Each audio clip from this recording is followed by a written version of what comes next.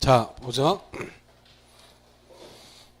자, 용도 지역은 대충 의미를 받고, 자, 용도 지역을 이제 정하면 이런 식으로 주거상업, 공업, 녹지 이렇게 나눠져 가지고 토지가 개발이 필요한 건 개발이 되고 보존할 것은 보존이 되죠. 한마디로 토지가 효율적으로 이용이 되는 거예요. 효율적 이용. 효율적으로 이용하려고 이렇게 건축물의 용도, 건폐율, 용적률을 지역별로 나눠서 제한을 한 겁니다. 근데 토지는 효율적으로 이용이 되지만 그 효율적 이용도 중요한데 뭐 미관도 보호할 필요가 있고 또 문화재 같은 걸 보존해야 되는 상황도 있고 불이 잘 나서 불 나는 것도 좀 막아야 되는 상황도 있고 여러 가지 상황들이 있잖아요. 뭐 그런 경우에는 용도 지역으로 아무리 주거상업, 공업, 녹지로 나눠서 지정을 해도 뭐 건축물 미관이 유지되거나 건축물이 안전이 도모되거나 이런 게 아니죠. 그러니까 용도 지역에 의한 제한에다가 이런 내용들을 막 추가해서 제한을 해버려. 그럼 제한이 강화돼 완화돼? 강화된 거죠. 없는 제한이 막 추가되니까 제한이 강화되죠. 근데 뭐 강화만 하는 게 아니라 필요하면 완화할 수도 있겠죠. 그렇지 용도 지역에 의한 이 제한을 강화 또는 완화해서 용도적 기능도 증진하고 또는 경관이라든지 또는 미관이라든지 건축물의 안전이라든지 이런 걸 도모해보겠다라는 게 용도지구. 그러니까 강화된다는 이런 내용들이 막 추가되니까 강화되는 거죠. 그런 이제 완화도 하고 그게 이제 용도지구. 그래서 용도지구는 법으로 또 용도지구 종류를 정해놨죠. 생각이 나실지 모르겠네. 경미고방,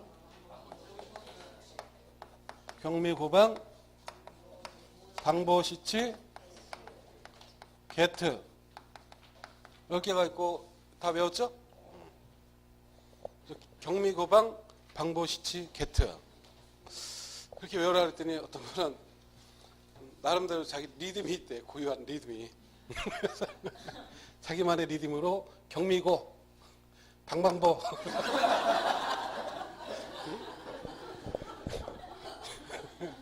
시치개특 말하면서 뭐 그렇게 외우시든 경미고방, 방보시치개특 어떻게든 외우시면 돼요. 그래서 경은 경관지구, 미는 미관지구, 고도지구, 방화지구, 또 방제지구, 보존지구, 시는 시설보호지구. 요 시하고 이거 동네가 완전 동네가 다른 거예요. 시설보호지구, 취는 취락지구, 개는 개발진흥지구, 득은 특정용도 제한지구. 이거 열심히 해놓고 이게 또 막 섞인다니까. 중개소법하고 섞여가지고. 그래서 자꾸 외우고 이게 처음에 가볍게 외웠을 때는 막 외운 게 여기도 외우고 저기도 막 외우니까 헷갈려요. 이걸 이제 몇 번 반복하면 구별이 되는 거니까 자꾸 반복해서 외우시고. 그다음에 외운 다음에 세분 내용도 또 정리를 해야지. 세분. 경관지구는 자수시, 미관지구는 중역일, 고도지구는 최고 최저, 방화는 세분 안 되고, 방제는 방시자, 보존은 역중생, 미관이 미국, 중국, 일본의 역사, 중역일. 그 다음에 보존지구는 역중생, 시설보호, 학공항공, 시설, 항공, 학교 공용, 항만공항. 취락지구는 자연, 집단. 취락은 생각 안 나면 항상 취했다 생각해요. 취했다. 술 먹고 취해서 자연스럽게 집으로 갔잖아요. 집으로. 자연 집단. 개발진흥지구, 주산관, 섞으면 복합, 다 빼면 특정용도 제한지구는 세분이 안 되고 이런 식으로 이제 각각 나눠서 경관도 보호하고 미관도 유지하고 해야 되는 거고 그걸 위해서 이 기본 제한을 여기 막 이런 제한을 추가해서 강화를 하거나 필요하면 완화해서 정하는 게 용도 지구고요. 근데 용도 구역은 이 구역이라는 건 다 특정 목적을 위해서 지정이 되는 거고 그 목적을 위해서 개도수시 개발을 제한하려고 목적이 딱 그거죠. 도시 확산도 막고 도시 안에 환경도 보존하면서 도시민들의 생활환경 또 보안상 이런 목적으로 개발을 제한하겠다. 그다음에 도시자연공원구역. 도시 안에는 자연환경도 보존하면서 공원, 사람들이 가서 쉴 수 있는 공간을 만들어 보자. 그러려고 개발 제한하는 거고. 수산자원보호구역은 수산자원보호를 위해서. 시가화 조정구역은 시가화가 되는 걸 뒤로 늦추려고. 그 다음에 입지규제 최소구역도 용도구역 중에 하나죠. 이거는 말 그대로 입지규제, 어떤 시설이 들어오는 규제를 최소 팍 풀어버리겠다. 이런 목적으로 지정되는 구역. 그걸 위해서는 이런 제한들이 또 같이 제한될 필요가 있죠. 공작물, 형질병력, 토속설치, 토지분할. 개발을 제한해야 되는데 건물에 관한 사항만 정하면 뭐예요?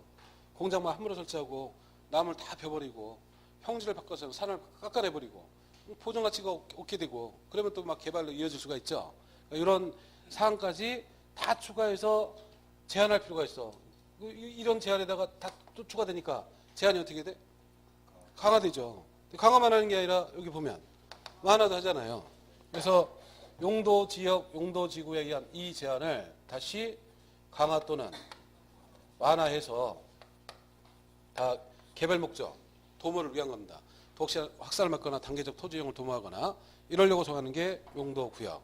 그래서 지역, 지구, 구역의 의미를 대충 봤는데 이것도 세 가지가 있지만 다 공통은 이름은 달라도 토지 쓰임새를 정하는 거 아니야 지금. 토지 쓰임새를 정하는 용도지역, 용도지구, 용도구역. 이걸 지정을 하는 겁니다. 지정이 뭔지는 알겠죠? 어디가 주거다, 시가화 조정구역이 어디다 이걸 정하는 거. 그걸 이제 도시군 관리계획으로 정해야 되는데 그러기 위해서 계획을 먼저 정하는 거죠. 그 계획이 도시군 관리계획에 해당된다라는 거예요. 그 지역, 지구, 구역은 기억할 때 지역, 지구 이렇게 써놓고 지역으로, 지구로, 구역 단어를 이렇게 기억하라고 그랬죠. 지역, 지구, 구역. 틀도 거기 맞잖아요. 지역이 가장 기본. 지구가 그 보완하는 거. 구역은 별도로 따로 정하는 거 따로. 그래서 지역, 지구는 일본에 나란히 있고 구역은 따로 있죠. 그래서 이게 별도로 정해지는 게 용도 구역. 자, 그래서 용도가 정해지면서 개발이 될 건 체계적으로 개발될 거고 정비가 필요한 건 정비가 되고 보존할 건 보존이 되죠. 근데 개발하다 보면 이제 필요한 게 각종 시설이에요. 시설. 개발이 안 됐으면 시설도 필요 없고 개발이 되면 시설이 필요한 거죠. 산속에서 나 혼자 살 때는 아무 시설 필요 없어. 그러니까 아까 거기 오두막집처럼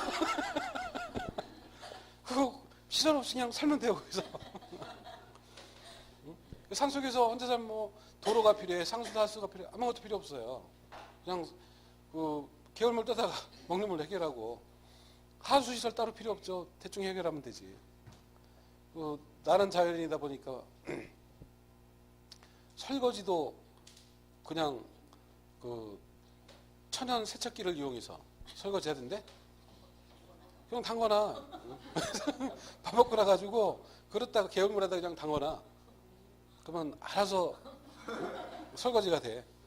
거기 물고기들 와서 물고기 조그만 송사리들이 와가지고 그거를 그 밥풀 붓은 거 다 뜯어 먹으니까 그래서 한두 시간 담가놨다 그냥 건져가던데. 그러니까 개발 안 된 지역에서는 그러면서 살 수가 있죠. 근데 도시를 이루고 사람이 모여 살다 보면 상수 시설이 안 돼 있으면 먹는 물로 해결할 방법이 없고 하수 시설이 안 돼 있으면 오수 처리가 안 되죠. 막 도시 안에 막 오염돼서 난리가 나죠. 또 각종 폐기물 처리가 돼야 되는 그런 시설들이 다 갖춰져 있어야 되고 전기가 들어와야 되고 가스가 들어와야 되고 뭐 사람이 쉬어야 되니까 공원도 있어야 되고 배우려면 학교도 있어야 되고 이런 갖은 시설들이 다 필요한 겁니다. 개발이 안 되면 그게 필요가 없는 거죠. 그래서 용도가 정해지고 용도대로 개발되면서 필요한 각종의 시설들을 없으면 만들고 설치, 있는 게 망가졌으면 정비 고쳐야 되고 또 더 좋게 개량도 하고 그걸 해야 되니까 미리 계획을 정해야지. 미리 계획을 정하려면 어떻게 해야 돼요? 용도적 지정하듯이 똑같이 그림을 그려야지. 이렇게 도로 어디다 두느냐, 공원 어디다 두느냐 이런 식으로 그림을 뭐라 그래요? 계획도라고 하죠. 계획도. 그러니까 도시공간 정하려면 항상 이렇게 그림부터 그려요.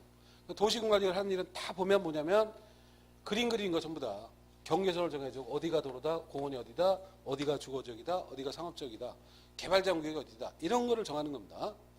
그래서 계획도 그리고 자세한 서류, 계획 조서도 만들고 계획 설명서 이런 걸 만들어서 그걸 이제 일정한 절차를 밟아서 결정을 해가면서 이게 지정이 되고 시설이 결정이 되고 하는 겁니다.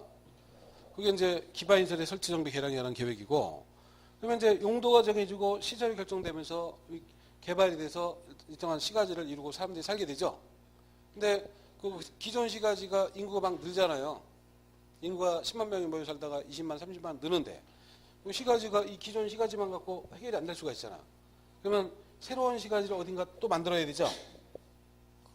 그게 무슨 사업? 도시개발 사업. 기존 시가지 가지고는 인구가 너무 많이 늘어서 다 수용이 안 되니까 새로운 시가지를 각종 기반시설 다 설치해가지고 물론 토지 용도도 정해지고 토지가 체계적으로 잘 구획이 돼서 이거를 이제 공급을 하게 되면 이게 체계적으로 개발이 되죠. 시가지가 체계적으로 빠른 이 속도로 만들 수가 있잖아요. 용도적 정하고 시설 정하는 건 오랜 기간이 걸려요. 이게 뭐 서울이 도시가 만들어지는데 뭐 엄청 오래 걸린 거 아니야. 근데 뭐 일산이라든지 뭐 운정이라든지 이런 데는 금방 만들어져요. 금방. 그냥 단기간 내에 그냥 각종 시설 다 갖춰가지고 토지를 적정한 용도로 구획을 해서 토지 분양하면 이 토지 분양받아서 뭐 호텔도 짓고 아파트도 짓고 하면서 이 시가지가 단기간 내에 만들어지죠. 이런 식의 사업을 도시개발 사업이라고 하는 겁니다. 이 사업을 하려면 어디를 이렇게 개발할 건지 어느 정도 규모로 개발할지 미리 정해야 되죠. 그 정하는 계획이 도시개발 사업에 관한 계획. 도시개발 사업은 사업 의미를 최대한 줄여서 단지나 또는 시가지를 조성하는 사업이다. 이 정도로 기억하시면 돼요. 주거, 생산, 뭐 교육, 유통, 정보통신 등등의 기능이 있는 단지를 조성하거나 또는 시가지를 조성하는 사업. 그게 도시개발 사업. 그래서 이 도시개발 사업에 관한 계획도 도시공과역 중에 하나가 되고 또 계속 새로 개발만 하는 게 아니라 기존 시가지가 노후화되면 고치기도 해야 되죠. 그러니까 다 이 개념이 연관돼 있잖아. 용도가 정해지면서 개발이 되면서 시가지가 조정이 되고 그 시가지가 제대로 이용이 되려면 각종 필요한 시설들이 있으니까 시설을 결정하는 거고 기존 시가지가 부족하면 새로 개발도 해야 되니까 도시개발도 하고 기존 시가지가 노후화되면 또 고치기도 하고 정비사업을 하는데 정비사업은 종류가 몇 가지가 있었어요? 6가지인데 첫 번째가 주거환경 개선사업, 주택재개발사업, 주택재건축, 도시환경 정비사업, 주거환경관리사업, 그 다음에 가로주택 정비사업. 정비사업은 그 사업 6개를 확실히 이해하는 것부터